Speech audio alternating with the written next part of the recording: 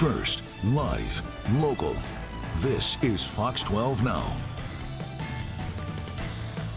Welcome back to Fox 12 Now. I'm Greg Nibbler, live here from the Fox 12 Oregon newsroom, and we're here every weekday. We start at 1 o'clock, go throughout the afternoon, but we also, on occasion, get out of the office and get to go record some segments and interviews on a variety of things. One of those is what we're going to be playing right now. Now, you are probably familiar with the song Louie Louie, even if you may not realize it. If you've ever played in a marching band, you have played Louie Louie. I guarantee it. It's one of the most played songs probably ever for a 3-chord song that's been around for decades. And it's been recorded by a number of different artists, but certainly the most popular is the one by the Kingsmen. The Kingsmen were a band that were based out of Portland, Oregon. And in 1964, they recorded their version of Louie Louie on April 6th.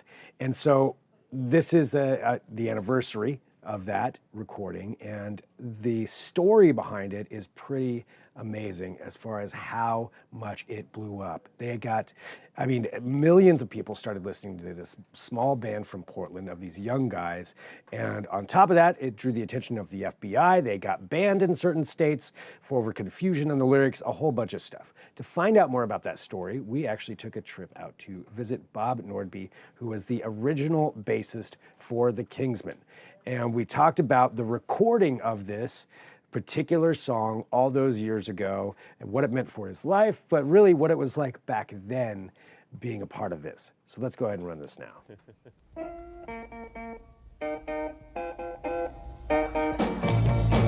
That was such a bad recording. Oh, man.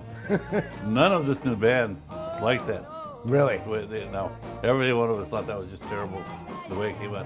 The studio we went to back then was really not equipped to do anything right. Yeah. Everything was, generally you put people in different rooms to separate it out so you get the sound right. But no, we're just all in one room and then Jack, who sang the song, they put a mic, they hung a mic from the ceiling and brought it down, and then it didn't come down long enough to get in front of Jack. It was like this. Is that why he was yelling so much? Well, it was that, and he just had his braces tightened, and it just was not a good deal. Just had his braces. But went in there and out in 35 minutes. How old were you when this was happening? I left when I was 19. Okay, so you guys were kids. We were. We didn't know up from down or in between. All I know is Lynn, who was supposedly the leader of the group, decided that we needed to put in a record. And it wasn't even supposed to be a record that was supposed to be released.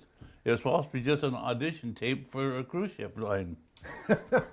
That's what that recording was going to be for, was for a cruise ship line. It was crazy. What was really bad about it, we were playing at the Chase Teenage Nightclub over on McLaughlin, and we just got through just the night before, did a 45-minute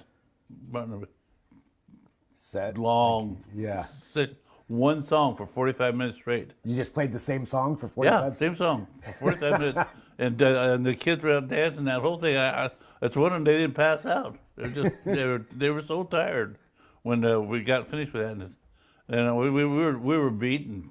They tried to get different guys to sing in the band, and I don't sing, period. You don't want anyone part of that.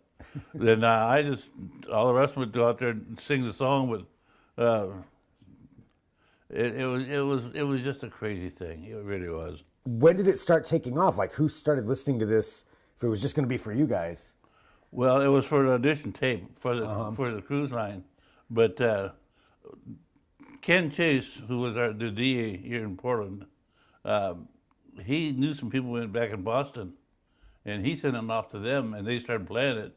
Then it just took off. Then the FBI got involved in it, and it was unbelievable how things turned out. Okay, I got a question right there. So it started off in Boston. That's where it first started. That's where it was really sent to, from what I understand. Now, mind you, this is many years ago. Yeah. At my advanced age, I may not get it off straight. But then eventually it made it here, and you started hearing it on the radio here. Yeah. In Portland, all the way back across the country. What was it the FBI was upset about? The lyrics, they figured it was drugs and The lyrics were about drugs. That's what They thought it was drugs, and what somebody had done, they'd taken the song and they'd either speed it up or slow it down, and they put words to it, which wasn't right. There was nothing wrong with that song. Never has been. It's interesting the comments, because when the governor from, I think it was Indiana or Iowa, he banned the record. Banned your record. They actually banned it, would not play it. It was crazy.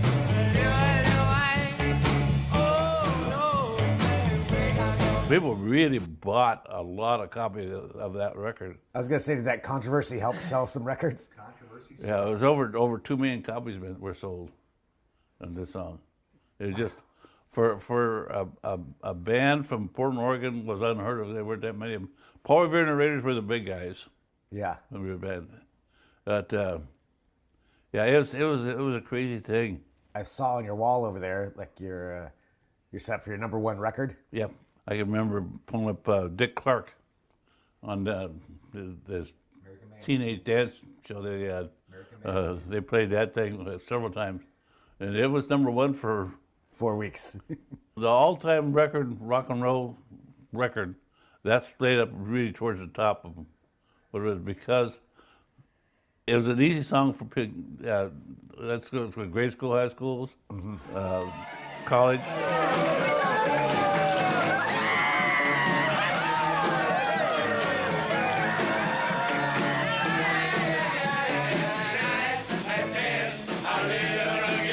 It's just been used constantly.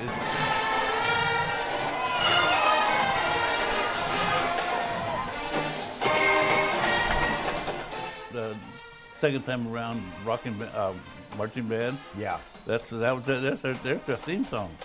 Yeah. It's amazing, and it's amazing. People like state of Washington, Oregon, both tried to make it their state song years and years ago.